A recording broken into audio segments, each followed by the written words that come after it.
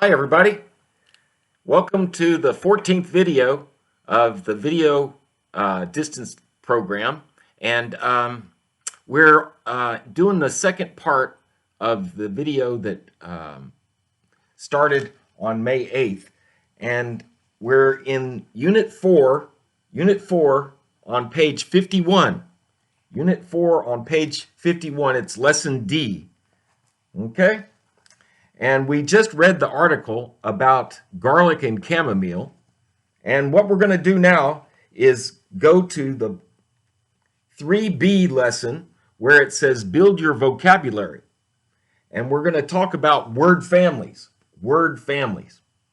Now, oftentimes you can take the root of a word and make different parts of speech. Like you can make a verb, you can make a noun, or you can make an adjective or an adverb.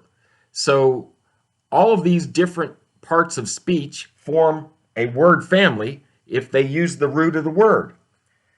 For example, on page 51 in 3B, you can see the dictionary definition of the word digestion. It says, read the dictionary entry for digestion. What part of speech is it? If you look right here in this yellow box, it says digestion, and then right after it, it says in. Well, in means noun, so that means that digestion is a noun. So that answers this question. It's a noun. What does it mean? Well, the definition comes right after this in. It says the ability of the body to change food so the body can use it. The ability of the body to change food so the body can use it. That's the definition. And if you recall from our previous lessons, I told you that synonyms are words that have the same meaning as another word, and antonyms are the opposite meaning. So when it says here, what is the antonym? That means find a word that is the opposite of digestion. Well, it tells you right here, the word is indigestion. Indigestion. When you have an upset stomach, many times it's due to indigestion. If you eat something that doesn't sit right in your stomach, then you get indigestion. Some people have problems with milk. If they drink milk or eat dairy products, they get indigestion. They get an upset stomach. And that's the opposite of digestion. And then it shows the verb. The next question is, what is the verb? Well, that tells you right there, digest is the verb, digest.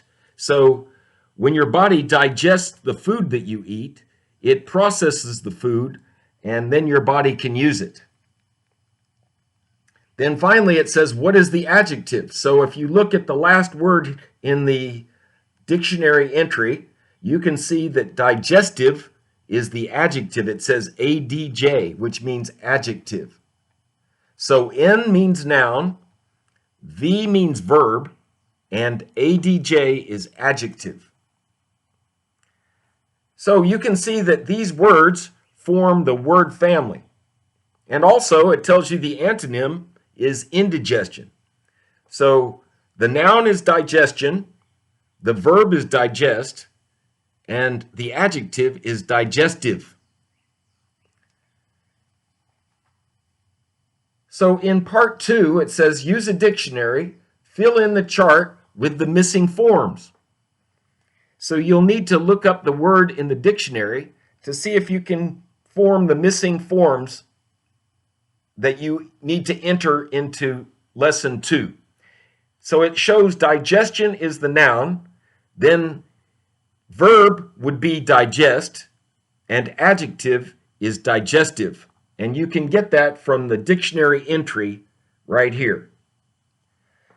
So the next part says prevent. Prevent. And you need to try to look that word up and find out what are the noun and adjective forms using the word prevent. And after you look it up, you should find that the noun is prevention. It's Prevention,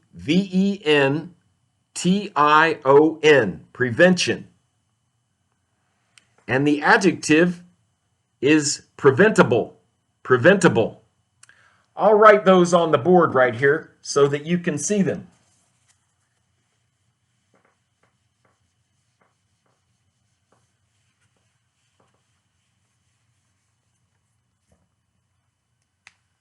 Here is prevention, Prevention.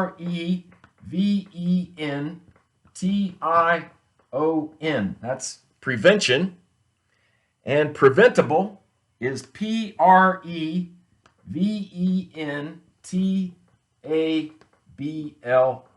Preventable. Now let's look at the third one. The verb is treat, treat. So we need to find a noun and an adjective. Just like we did for prevent, the noun is prevention, so that's the noun, and the adjective is preventable. But this time, we need to find the noun and the adjective for the verb treat. So if you look that up in the dictionary, you should find that the noun is treatment. Treatment. So the noun is treatment.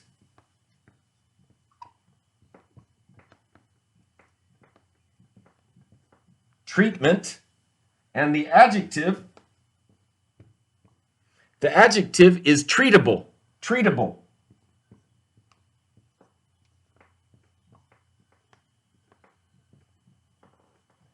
So you just add ment to the word treat, and you get the noun form, and you add able to treat, and you get the adjective. And all you have to do to find these words is to look them up in the dictionary. Finally, it has the word herbs as the noun, herbs, and remember those are plants. So what is the adjective for the word herb?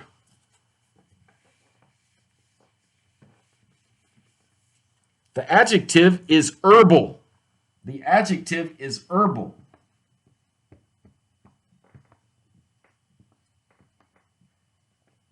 And you can see that you just add al to the end of herb, and you have the adjective form of the word. Okay, so it's herbal.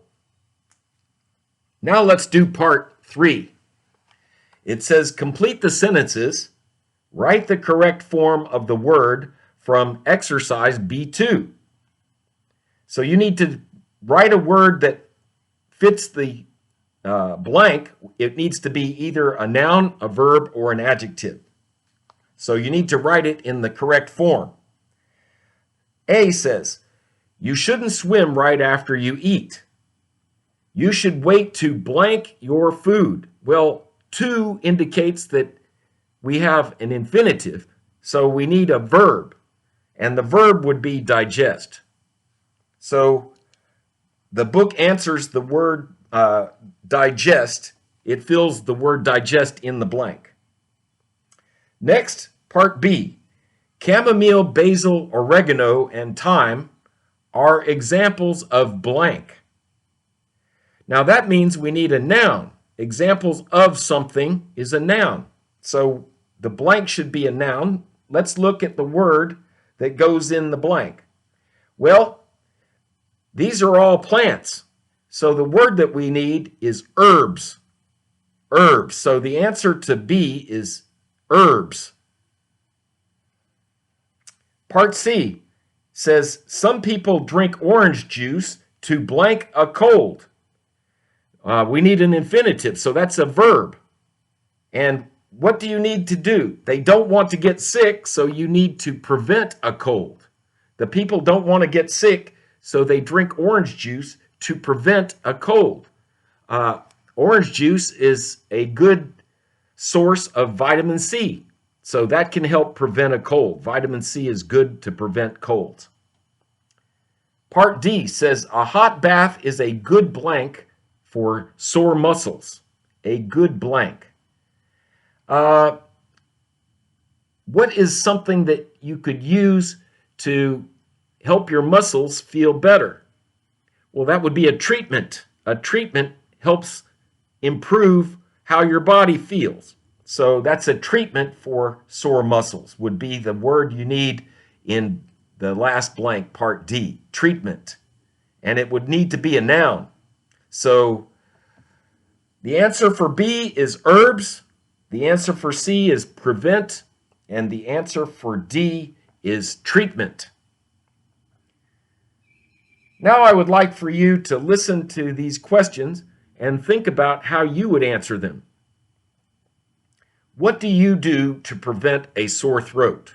What do you do to prevent a sore throat, a cold, or weight gain? Think about how you would answer those questions individually. Question number 2. In your opinion, what is the best treatment for a headache, a stomach ache, an earache? And finally, question number 3, what herbs do you like to cook with? And remember, herbs are plants that help give flavor to the food. And what's your favorite herb? What's your favorite herb? I really like garlic, so that's probably one of my favorites. All right, I'm going to start the next part of the lesson, and that's on page 52. Page 52 is Lesson E, Writing. So if you'll turn to page 52, I'd like for you to think about this. It says, what do you use to cure a cold or help a sore throat? Treat insect bites. Reduce indigestion. So are there any things that you do to try to help in any of these areas? And it says, ask students if they ever use plants or herbs to help with their health problems. So think about that and think about any health problems that you might have had. And have you ever used any plants or herbs to help improve those health problems? Now, we're going to read about how one person uses licorice.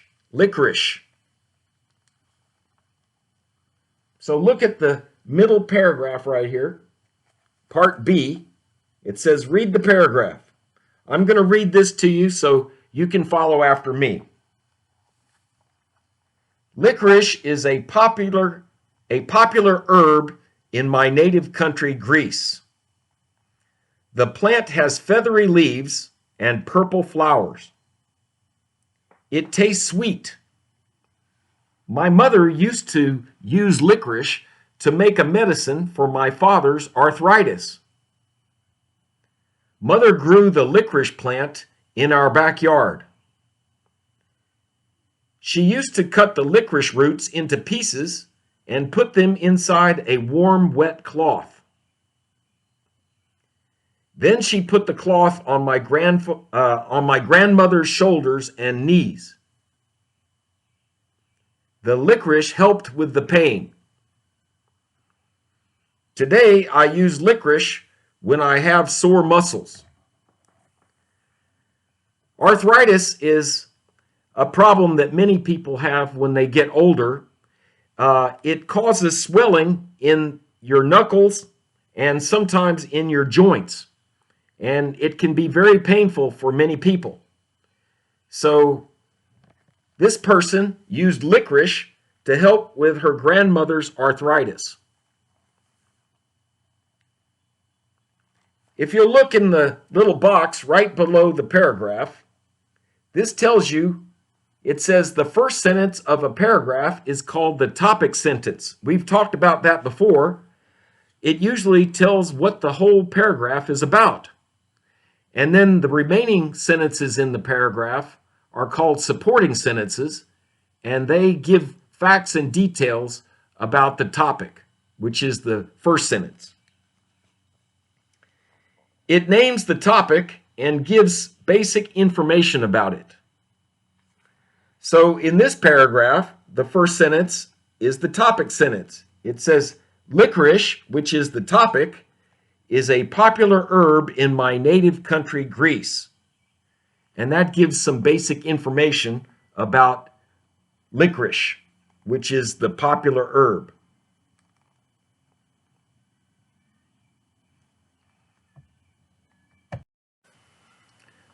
All right, now that we've finished reading the paragraph, we want to move to the part below the paragraph that says work with a partner, put the information from the paragraph in order.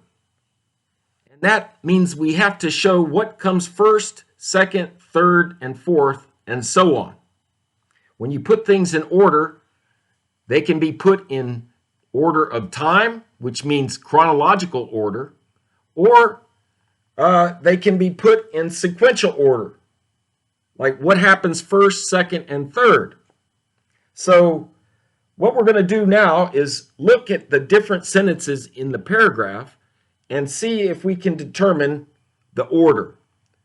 The first sentence says, licorice is a popular herb in my native country, Greece. So that tells where the herb grows. It tells where the herb grows. So if you look at the second entry, it says where the plant grows, and it has number 1. So that means that's the first piece of information you find out about the plant, where it grows.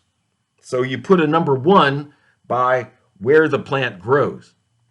The next sentence says, the plant has feathery leaves and purple flowers. So that tells you what the plant looks like. So let's look at all of these entries and see what that describes. Okay, so if you look at the next to the last entry, it says how the plant looks, how the plant looks. So you would put a number 2 by that entry. So the first is where the plant grows, and number 2 is how the plant looks. How about the next sentence? It says, it tastes sweet. That means we're going to look for something that says how the plant tastes.